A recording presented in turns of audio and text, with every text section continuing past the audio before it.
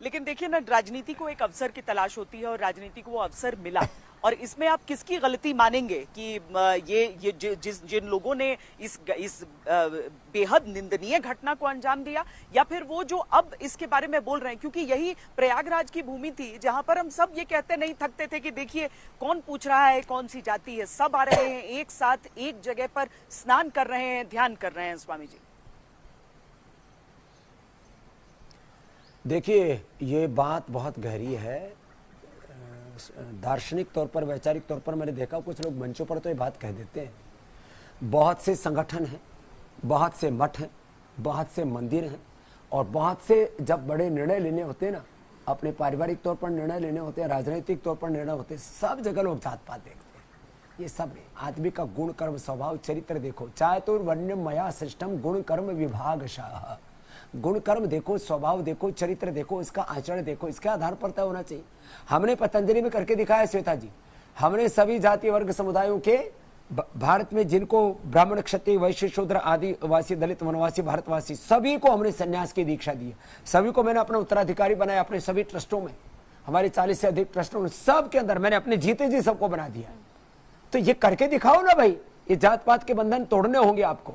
तो ये एक किसी प्रसंग विशेष की मैं बात नहीं कर रहा हूं, सभी जगह आज राजनीति में भी ये बात हो रही है, वहां पर भी जाति गणना की बात हो रही है, जिसकी जितनी संख्या भारी उतनी उसकी भागीदारी।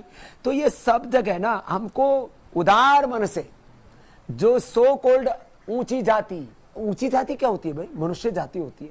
हमारे शास्त्र की दृष्टि से देखो, मैं 4 मूल वेद, जो वेदो अखिलो धर्म मूलम है, और सांख्य योग न्याय वैशेषिक वेदांत मीमांसा इसके कटमुंडक आदि उपनिषद रामायण महाभारत श्रीमद् भगवद गीता पुराण और सारे ब्राह्मण तैतरीय सतपथ गोपथ आदि ब्राह्मण और अलग अलग प्रकार की सारी स्मृतियां, शास्त्र, श्रुति स्मृति पुराण, श्रुति स्मृति पुराण, इनके आधार पर इस बात को कह रहा हूं। हमारे शास्त्रों में जो वैज्ञानिक दृष्टि से शास्त्रों को समझते हैं, शास्त्रों की व्याख्या भी लोग गलत करते हैं, और अपने स्तर पर वो लोग बहुत भेदभाव पक्षपातपूर्ण व्यवहार करते हैं। बहुत सी जगह ऐसी है जहां पर अभी भी मंदिरों में, विद्यालयों में, बहुत जगह अलग अलग प्रकार की चीजों में भेदभाव करते हैं, जातियों के नाम पर, स्त्री पुरुष के नाम पर।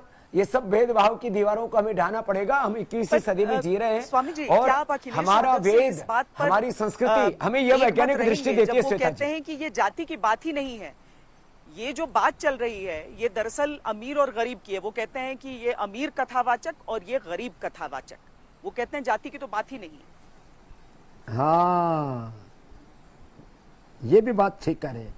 ये अमीर और गरीब का भी जो भेद है ना, मैं आज कहता हूं 99% लोग जो आज गरीब दिख रहे हैं, वो कभी भी उनमें से कोई अमीर हो सकता है। मत हंस कभी किसी पे, न सता कभी किसी को, न जाने कल को तेरा क्या हाल हो यहाँ पर, सांसों का क्या भरोसा, रुक जाए कब कहाँ पर। तो ये जो ऊंच नीच की भेदभाव की समृद्धि के आधार पर भी जो बात कर रहे हैं नरेंद्र मोदी जी, चाय बेचने वाले के गरीब के लड़के, आज देश के प्रधानमंत्री हैं, किस वर्ग के हैं, किस जाति के हैं, गरीब के बेटे हैं कि अमीर के बेटे हैं? स्वामी रामदेव अनपढ़ माँ बाप के घर में कृषक परिवार से पैदा होकर के आपके सामने बैठे हैं। करोड़ों लोग हमको आदर देते हैं, हम अपना एक श्वास भारत माता के लिए जीते हैं। आज इस देश के अंदर अडानी आज अमीर है, अंबानी आज अमीर है, हमारे अजीम प्रेम जी हैं, ठीक है, उनके पिता थोड़ा सा उनके पास पैसा था, लेकिन उनके मूल में जाके देखोगे 99% मैंने पूरी दुनिया के अमीर लोगों को देखा, वो गरीब घरों से आए। 99% राजनीति में आप जो शिखर पर, मीडिया में आज जो शिखर पर है, आज हमारे जुडिशरी में जो शिखर पर है, हर जगह पर, तो ये गरीब अमीर के नाम पर भी भेदभाव करना ये भी गलत है। तो ये जो ताकत के आधार पर निर्णय हो रहे हैं ना, आदमी को मानवता के आधार पर निर्णय करने चाहिए, सत्य के आधार पर निर्णय करने चाहिए, तो न्याय के आधार पर बातें होनी चाहिए। सब माने किसी भी आधार पर भेदभाव उचित नहीं, जाति वर्ग समुदाय। यहाँ पर पहलगाम की बड़ी चर्चा है। पहलगाम की चर्चा एक और संदर्भ में हो रही है, जब समाजवादी पार्टी के नेता कहते हैं कि जैसे पहलगाम में मजहब पूछकर लोगों को मार डाला, उसी तरीके से कांवड़ के रूट पे मजहब पूछकर और उनके साथ मारपीट की जा रही है। कांवड़ यात्रा जिस राह से निकलती है वहां पर जो दुकानदार हैं, जो कुछ बेच रहे हैं, उनका धर्म क्या है ये पूछना, ये आज की बात नहीं है, पिछले कुछ वर्षों में हमने देखा है। इसे किस हिसाब से होना चाहिए? सरकार अपनी तरफ से करती है और एक कार्रवाई करती है, पहचान कर करती है उस हिसाब से, या फिर ये जो हम देख रहे हैं स्वघोषित लोग निकल जा रहे हैं? श्वेता जी नहीं, ऐसा देखो, सरकार का यदि कोई आदेश है मैं उसको भी गलत नहीं मानता और मैं इसको भी गलत नहीं मानता। मुझे ये बताने में क्यों शर्म आनी चाहिए कि मैं सनातनी हिंदू परिवार में पैदा हुआ एक सन्यासी हूँ।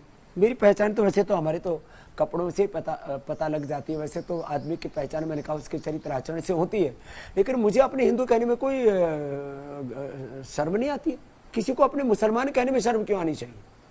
तो ये किसी भी प्रकार से अपने नाम को छिपाना, अपने जो है आपको जो है दूसरों के साथ में छल करना, ये भी गलत। आरोप प्रत्यारोप में मैं नहीं जाता हूँ। ये जो चोटी वाली घटना में भी किसी ने कहा कि उन्होंने अपनी जात को छिपाया।